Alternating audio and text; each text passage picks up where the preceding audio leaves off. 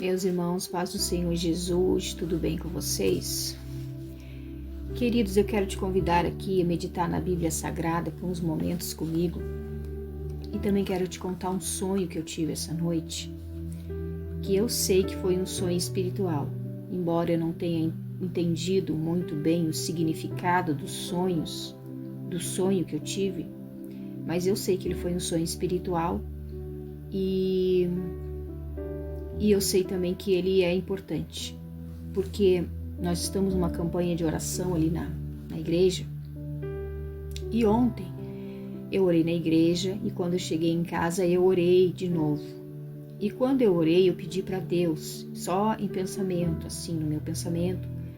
Primeiro eu orei em palavras, depois eu orei em pensamento e pedi: Senhor, me dá um sonho, Senhor, revelador, me dá um sonho espiritual. E aí eu tive então este sonho, que eu vou contar daqui a pouco para vocês, tá? De repente alguém pode entender mais que eu sobre isso e pode me ajudar a entender, tá?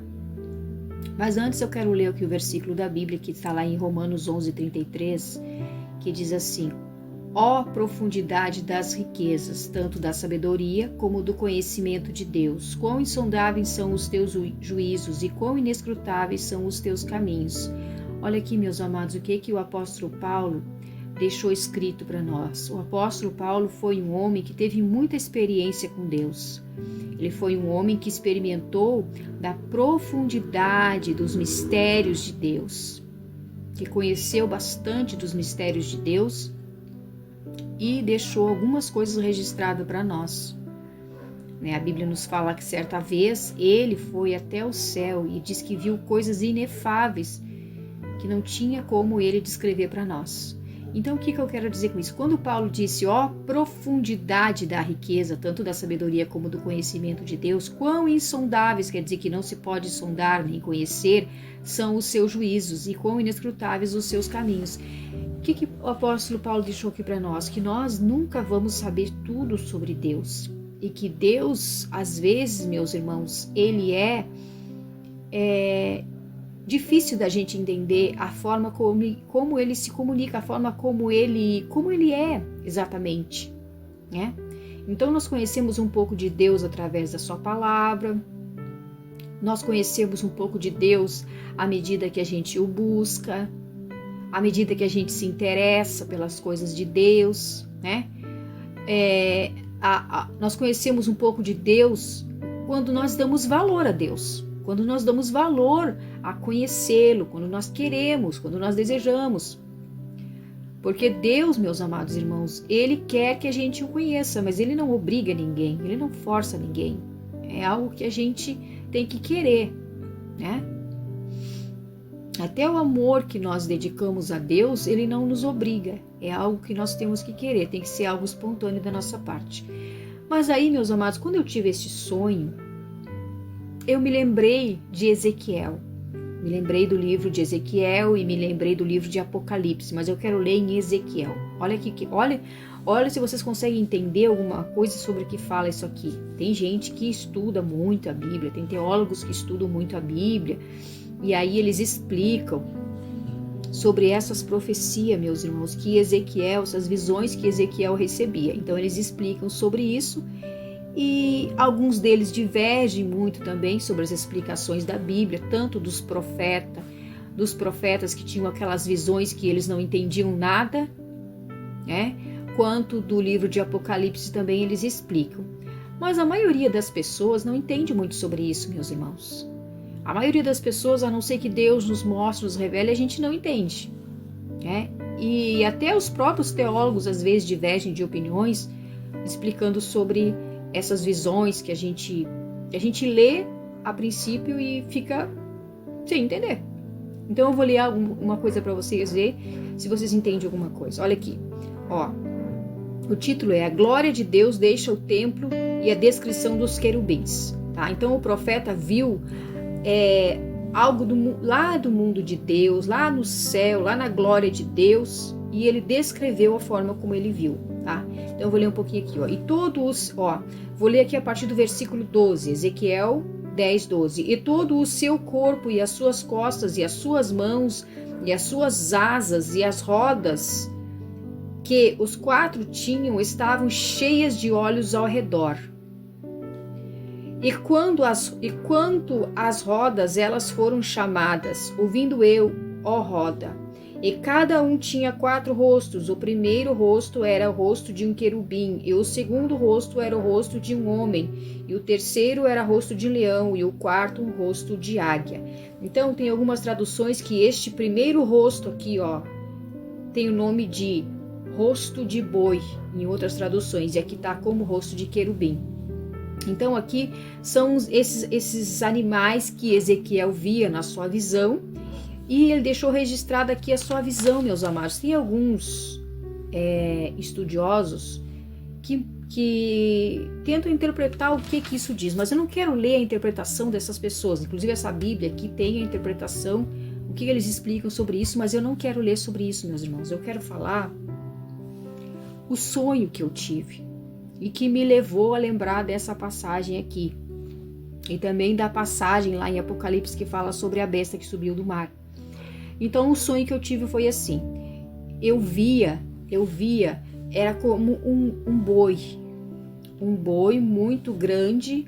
Ele era verde, era todo verde, e ele saía de dentro do mar. Só que eu via que os olhos dele não tinha olhos, tinha só o formato de olhos, mas não tinha olhos, é como se fosse uma máquina. Ele era como uma máquina, o boi era como uma máquina, e ele era verde, e ele era muito grande, e ele saiu de dentro do mar assim, e não tinha, os olhos dele não tinha olhos, a boca também era fechada, como uma máquina, como um robô. E aí, quando ele saiu do mar, perto do mar tinha um tipo de uns edifícios assim, umas casas grandes assim, uns sobrados grandes que estavam perto do mar. E aí ele saiu de dentro do mar e foi em direção àqueles edifícios altos que eram muito grandes, mas ele também era grande. E ele pegou assim com a pata e empurrou aqueles edifícios assim como se fosse nada. E aquilo tudo veio abaixo.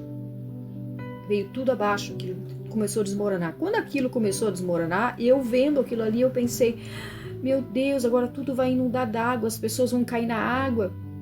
E essa água vai vir, vai nos invadir, porque na minha cabeça, ele estava derrubando aquilo ali para que as águas tivessem espaço para invadir a terra. E aí eu pensava assim: agora, meu Deus, o que vai ser de nós? Não tem para onde fugir, não tem como escapar. E assim, meus irmãos, eu me acordei. E eu perguntei para Deus: Deus, o que significa isso? Eu sei que foi um sonho espiritual, eu sei que tem um significado, mas eu não sei o que quer dizer. Não vou dizer para vocês que sei, porque não sei. E aí eu me lembrei, estes homens da Bíblia, os profetas, eles tinham também visões que eles não entendiam, meus irmãos. Imagina, naquela época eles tinham visões de coisas que hoje estão acontecendo, mas eles não tinham entendimento. E às vezes conosco acontece a mesma coisa, a gente tem uma visão e a gente não entende. E eu fiquei pensando, meus irmãos, qual é o propósito de Deus nos dar uma visão que Ele sabe que a gente não vai entender? Eu até fui procurar na internet alguma coisa sobre o que representa o boi, né? O que representa o boi? Eu procurei alguma coisa na internet e eu vou dizer para vocês aqui, segundo a internet, o que representa o boi, até na Bíblia, né? E algumas culturas também, o que representa o boi. E eu procurei e vou dizer para vocês aqui agora, tá? No próximo vídeo, que esse já está acabando. Então, meus amados irmãos, voltando aqui com a segunda parte do vídeo, qual a intenção de Deus de nos mostrar algo que Ele sabe que a gente não vai entender, meus amados? Assim como Ele fazia com os profetas no passado, que eles recebiam aquelas visões e eles não entendiam, né? Mas ficou registrado na Bíblia Sagrada, porque Deus entendia e Deus sabia que iria acontecer.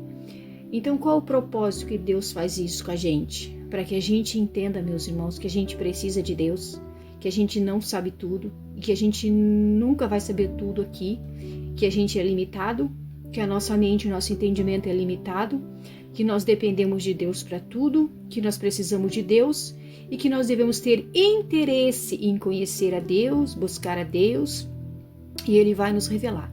Ontem, quando eu estava orando, teve um irmão que entregou uma profecia para a igreja. Ali, Deus mostrando para ele falava e interpretava e entregou a profecia. E naquele momento que o irmão estava entregando a profecia, veio assim na minha mente, o Senhor falando que Ele iria me dar visões e revelações.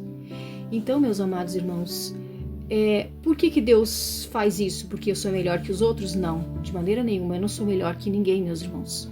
Mas Deus vê o nosso coração. Deus conhece a nossa estrutura, Deus vê o nosso interesse, o interesse de cada um, e a forma como nós dedicamos a nossa vida a Ele, e a forma como nós queremos a Deus. Então eu quero dizer aqui, conforme o que está escrito na internet, o que significa o significado de boi, já que essa imagem que eu vi era de um boi verde como um robô que tinha muita força e que destruía ali aqueles edifícios. Então, olha o que diz aqui, ó. Qual o significado do boi no mundo espiritual? Em muitas culturas, ele é considerado um símbolo de proteção espiritual, sabedoria ancestral e conexão com o mundo espiritual, tá? Agora, o que a Bíblia fala sobre o boi? O boi aqui um versículo da Bíblia que fala sobre o boi. Se o boi chifrar um homem ou uma mulher e a mulher morrer, o boi deverá ser morto a pedradas, e ninguém comerá sua carne, mas o dono do boi não será castigado. Isso era lá na época do Antigo Testamento, lá em Êxodo, né? Na época das leis, como deveria, Deus ensinava o povo como eles deveriam reagir às diversas situações. Agora aqui, o que significa o símbolo do boi? O boi é um símbolo de bondade, de calma, de força pacífica, de capacidade de trabalho e de sacrifício. Para vários povos antigos, o boi era um animal sagrado. Entre os gregos era imolado em rituais religiosos. O termo hecatombe significa um sacrifício de 100 bois. Então, meus amados, vamos ver o que simboliza o boi, na Bíblia. Entre os israelitas, os bois executavam certos trabalhos de agricultura. Empregavam-se para lavrar a terra, pisar o trigo, para puxar o carro e no serviço de animais de carga.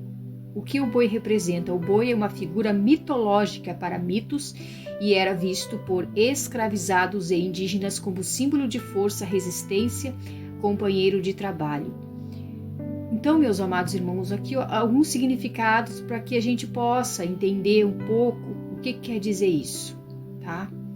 Então, meus amados, a gente sabe que foi Deus que criou todas as coisas, né? Todos os seres viventes, tudo que tem na natureza, todos os animais são criação de Deus. E alguns desses animais são considerados sagrados. A gente não sabe por que alguns são sagrados, outros não são, né?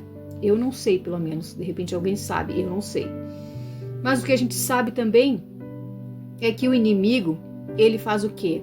Ele também utiliza das coisas de Deus, né? Para fazer lá os seus rituais, ele utiliza das coisas que são sagradas para Deus, que são santas para Deus, ele rouba e pega para ele também para fazer os seus rituais.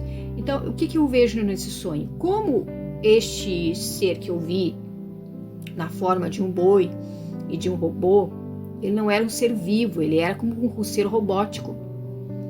Como ele destruía as coisas, eu vejo como algo do mal. Eu vejo como uma força maligna, um espírito demoníaco, que ali usava aquela imagem ali, tá? Então eu interpreto assim, porque devido a ele vir para fazer o mal, tá? Mas também a gente sabe que nada acontece sem a permissão de Deus. E a gente também sabe que se Deus permite, é porque Deus está tratando com o povo. É porque o povo fez algo de errado, porque o povo pecou, porque o povo desobedeceu. Então, sempre na Bíblia Sagrada, meus amados, a gente observa isso. Todas as coisas ruins que aconteciam com o povo de Deus era por conta da sua desobediência, por conta dos seus pecados. Então, o que tudo isso me remete, meus irmãos? Que Deus tem, nessa visão que Deus tem me mostrado, é que Deus vai cumprir tudo que está escrito na sua palavra. Deus vai cumprir tudo o que Ele tem falado ao seu povo e que a terra deve estar preparada, meus amados, para as coisas que estão para acontecer. Os cristãos, os que leem a Bíblia, os que sabem um pouco sobre a Bíblia, os que se importam com Deus devem estar preparados. Devemos estar buscando a Deus a cada dia. Devemos ter interesse pela sua obra, pelas suas coisas, por aquilo que realmente importa para Deus, meus amados. Devemos buscar a presença de Deus, devemos estar prontos para qualquer momento nosso Senhor Jesus Cristo vir buscar a sua igreja. Eu acredito, meus amados, que pela bondade e misericórdia de Deus, não que nós sejamos melhores que alguém, mas pela sua bondade e misericórdia, Deus vai nos poupar das coisas terríveis, quando tiver insuportável a vida nessa terra. Eu acredito que o nosso Senhor Jesus Cristo vai arrebatar, vai buscar o seu povo, ou então também por meio da nossa morte física, nós vamos sair dessa terra para estar com o nosso Senhor Jesus Cristo. Então, meus amados, quem sabe você está passando por uma provação, quem sabe você está passando por uma tentação. Provação é diferente de tentação, tá? Resista à tentação e dê glória na provação. Mas seja fiel a Deus, não negue Jesus, não deixe Jesus, não deixe de caminhar na presença de Deus, não deixe de buscar o Senhor.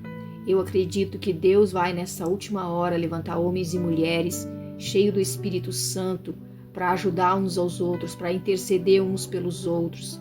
Homens e mulheres que vão ser avivados na presença de Deus, vão receber da parte de Deus revelações, vão receber visões, para que haja um despertamento, haja um avivamento. Mas tudo isso depende de quê, meus irmãos? Da nossa busca, do nosso interesse em buscar a Deus, em querer Deus, porque Deus não obriga ninguém. Deus não vai obrigar ninguém, né?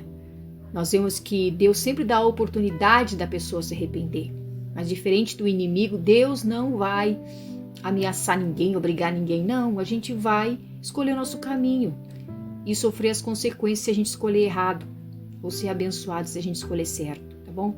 Então escolha o caminho de Deus, escolha a presença de Deus, e Deus vai nos abençoar, nos guardar e nos proteger, porque Deus é bom, porque a sua misericórdia dura para sempre, porque a sua vontade é salvar a humanidade, e porque Ele provou o seu amor por nós.